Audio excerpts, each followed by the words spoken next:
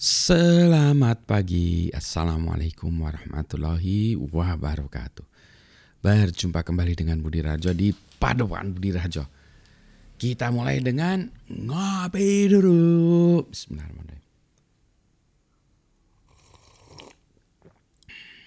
Wow, asik. Kopi dari Gunung Halu, dari javahalucoffee.id. Luar biasa sedap kopi pagi ini. Kopi pertama pagi ini sebelum memulai kegiatan. Ada yang nanya ke saya, Pak Budi, bagaimana pendapat Pak Budi tentang lulusan computer science yang tidak bisa coding?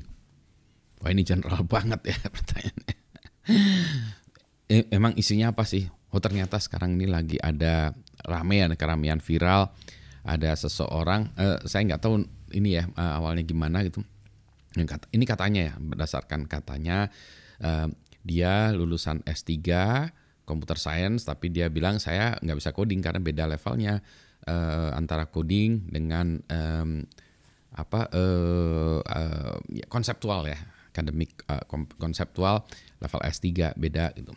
Nah, maka rendahlah orang menghujat yang bersangkutan. Gimana pendapat saya tentang itu? Yang pertama gini, kalau S3 itu ya levelnya memang konseptual sih, rada ngawang-ngawang. Jadi kalau saja ada orang S3 bidang ilmu computer science tidak bisa ngoding, menurut saya sah-sah saja. Oke. Mungkin kontroversial ya. Jadi saya agak condong kepada yang bersangkutan meskipun saya nggak kenal ya. Dan saya belum tahu banyak itu. Karena ribut kemarin, akhirnya saya download juga itu salah satu papernya. Ada yang ngasih papernya, saya download ya gitu. Memang kalau konseptual nggak apa-apa. Namanya S3 kan selalu ngawang-ngawang. Ivory Tower, ya memang demikian gitu. Jadi jangan marah gitu. Jadi jangan yang programmer yang orang jago coding jangan marah. Nah, sebetulnya menurut saya yang disebut tidak bisa coding atau menyerahkan coding itu kepada programmer segala macam itu bukan maksudnya nggak bisa sama sekali nol, bukan gitu juga. Maksudnya tidak jago coding mungkin ya, bukan nggak bisa coding, tidak jago coding. Itu kayak orang gini, bisa main bola nggak? Ya kalau menurut saya semua orang bisa main bola, tapi levelnya bukan Ronaldo, Messi, Ronaldo Brazil, Ronaldinho atau Beckham, bukan levelnya, bukan kayak gitu ya. Bukan Drogba, Lampard, bukan kayak gitu maksudnya. Ya kita main bola bisa calei, kalau orang Sunda calei isinya apa ya? Kacau ya. Ya bisa nendang-nendang bola bisa. Dia tapi itulah disebutnya bisa main bola nggak? Ya bisa, tapi bukan jago bola. Itu sama juga dengan coding, demikian juga. Nah, kalau Pak Budi jago coding nggak? Saya lumayan lah ya, lumayan jago coding. Main bola juga lumayan lah ya. Main futsal lumayan juga lah ya. Ya pernah lah ngegolin. Kalau sepak bola zaman mudanya dulu, bukan zaman muda ya, mungkin 4-5 tahun lalu masih main bola. Sekarang sudah tidak. Oke lah ya. Tidak sehebat pemain-pemain dunia ya, tapi pemain Tarkam masih bisa. Sama juga ya, saya codingannya juga demikian, tidak level yang jagoan wizard coding kayak siapa Larry Wall gitu ya. Dia secara Budi Rajo mau coding mau lumayan lah ya, seperti main bola lumayan. Balik lagi, gini, kadang-kadang kita juga harus tahu ya bagaimana membagi struktur pekerjaan gitu. Saya tahu banyak di antara Anda yang kalau saya tanya bisa cuci piring nggak? Ya bisa lah pas cuci piring ya. Meskipun ada juga cuci piring yang nggak benar juga nyuci piringnya. Kenapa? Karena nggak pernah nyuci piring.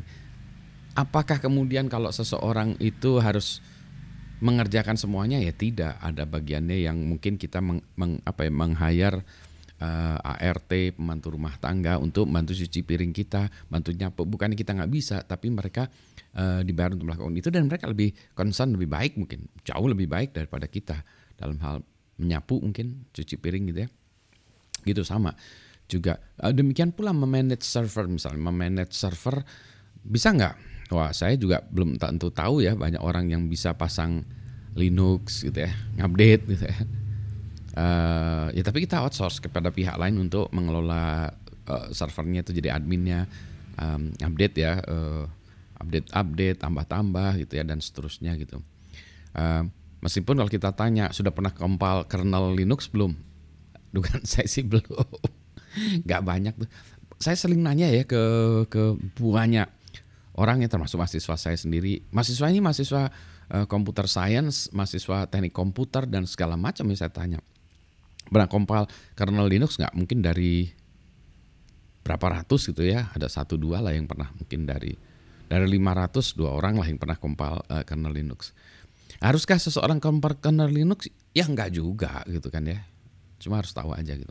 Balik lagi ke bisa coding nggak? Nah, levelnya bisa coding tuh mungkin kita harus buat level-levelnya gitu ya. Bisa coding sampai jago coding mungkin ya.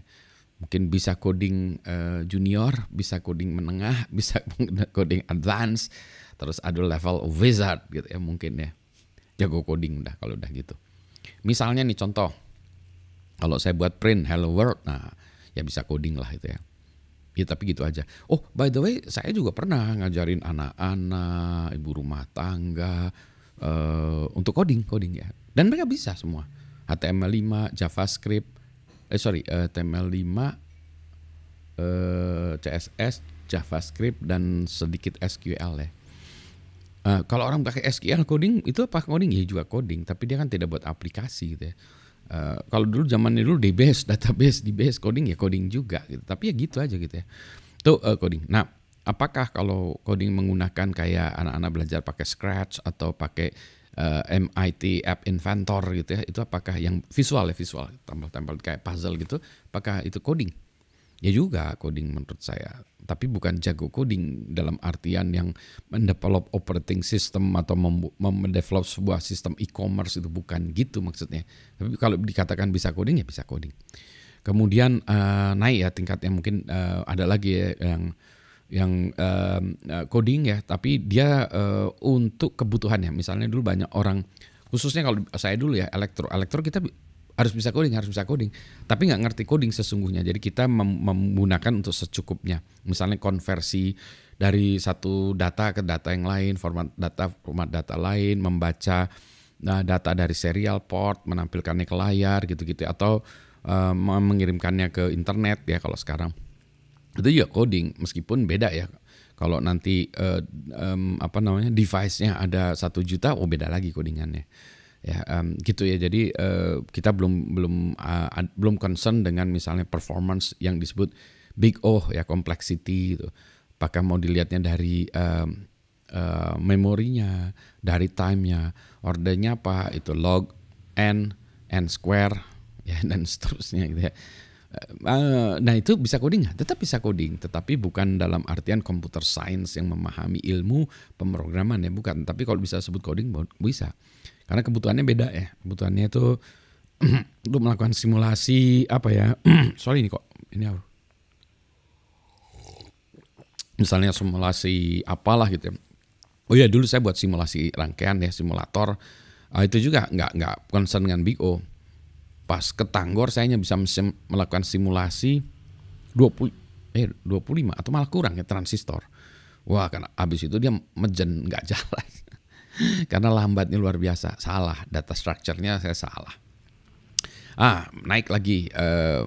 Jadi tadi bisa coding bisa gitu. Kalau orang yang nggak tahu Big O buat program bisa disebut bisa coding bisa, tapi dia tidak jago codingnya. Sama juga kalau ada orang, Pak saya bisa coding Pak, oh ya bisa buat program bisa, oke. Tahu link list nggak? Muter dia. Link list itu apaan Pak? Oh ya, oke. Associative memory atau dictionary atau apapun namanya, belum pernah juga. Oke, rekursif belum pernah juga. Oke. Apalagi kalau ditanya pointer, pointer mungkin nih malah pointer karena dia hardware ya, pointer. Jadi memahami itu pun tidak perlu memahami itu bisa disebut bisa coding ya, bisa sih, bisa membuat program ya bisa sih, tidak harus demikian gitu ya. Tapi kalau kita bicara tentang yang performance yang lain-lain gitu. Balik lagi ke dunia computer science juga tidak semuanya harus coding ya. Kita bicara tentang algoritma. Memang codingnya itu adalah untuk proof of concept. Tapi dari segi konseptual itu bisa beda. Misalnya algoritma untuk melakukan saya lupa ya, sorting algorithm ya, ada banyak sorting algorithm gitu ya. Nah, menemukannya gimana? Itu computer science ya, sorting algorithm. Apalagi namanya Byzantine algorithm, itu juga sama. Hungarian walk, Hungarian tuh walk ya, saya lupa yang cross the bridge ya. Itu dulu belajar graph theory ya, teori gitu. Terus apa lagi ya? Nah kalau itu memang computer science ya, meskipun codingannya ada, tapi codingannya bukan codingan dalam artian coding untuk membuat e-commerce, tapi untuk proof of concept, proof of ideas tadi ya, proof of the algorithms ya. Jadi kalau saya membuat algoritma, katakanlah apa, bubble sort versus apa, quick sort gitu ya, dibuat algoritmanya, ya bisa codingnya gitu. Beda dengan coding misalnya untuk membuat sistem login yang menggunakan two factor authentication, ya beda lagi. Terus algoritma untuk melakukan misalnya gini, melakukan algoritma RSA, ECC, coba elliptic curve crypto system, banyak matematiknya. Mas bro, saya waktu itu pusing banget ya. Sama juga RSA juga mau codingannya juga susah. C itu ciphertext sama dengan message pangkat E mod N gitu ya. Rumusnya sederhana, rumus matematiknya excellent, elegan. Pas dikodingkan tidak bisa. Oh ya, nanti lihat aja video saya yang kuliah saya tentang algoritma RSA misalnya. Algoritma RSA-nya ya computer science banget. Codingannya ya computer science banget, tapi belum tentu yang codernya itu yang penemu algoritmanya tadi. Gitu. Kalau orang arsitek itu pas desain, anak arsitek ya yang mendesain bangunan segala macam itu, dia perlu buat bangunannya enggak ya? Misalnya dia buat dome terbesar di Indonesia, bisa menampung 200.000 orang. Nggak kebayang mas saya itu ya. Apakah di tengah-tengahnya itu ada penyangganya itu? Ini kan dome sepak bola kan, nggak ada atapnya gitu. Tengah-tengahnya nggak ada. Kalau itu ambruk nggak ya? Nggak ngerti saya gitu. Tentu saja dia tidak membuat ya sesungguhnya. Dia proof of concept paling jauh market kali ya. Tapi kan tetap harus dihitung. Orang sipilnya yang ngitung ya. Orang sipil ngitung bentangan segiat panjang gitu ya. Bentangan itu apa sih nama istilahnya ya? Penyangganya di mana, ukurannya berapa, bahannya apa, dia akan hitung itu semua gitu ya. Meskipun dia tidak nyemen, campuran adukannya berapa pasir, berapa semen, berapa apa, kalau dulu ada kapurnya segala ya. Kalau sekarang nggak tahu saya itu. Semen, pasir ya, semen dan pasir, air. Nah, campurannya seberapa nggak tahu ya saya. Nah, bisa sama juga sih gitu ya, campurannya seperti itu kan, risetnya, resepinya itu ya. Nah sama juga dengan dunia computing, sama juga. Computing juga ada sainsnya, ada engineeringnya juga ya, ada beda ya. Sainsnya itu tadi tentang algoritma, data structure dan lain sebagainya. Ntar saya lihat di sini ada nggak ya buku-buku saya yang pas di meja saya yang sains? Nggak ada. Tadi udah saya tempuk misalnya higher order logic proving, proof artinya membuktikan itu perlu menurunkan rumus. Jadi misalnya Anda punya program, bisakah Anda konversikan itu menjadi rumus sampai ke boolean yang propositional logic, first order logic, second order logic, dan nanti naik ke atas higher order logic yang harus diselesaikan dengan teorem prover, karena nggak bisa pakai nalar saja gitu. Ini juga gitu, saya harus menyelesaikan kopi dulu ya. Sudah panjang nih. Selamat pagi, assalamualaikum warahmatullahi wabarakatuh. Soalnya nanti kalau kepanjangan gak ada yang nonton juga sampai ujung-ujungnya. Aduh, padahal di ujungnya ini kadang-kadang ada spill ini ya, yang jam-jamnya ya, intan berliannya ditaruh di ujung. Setelah kita selesai the end, barulah muncul cerita-cerita di bayang. Itu kayak gitu juga ya. Jadi harus ditonton sampai akhir. Enggak Pak, saya mah di fast forward aja setelah assalamualaikum terakhir baru nonton dari situ. Bandel juga tapi boleh juga. Selamat pagi, sehat semua ya. Assalamualaikum.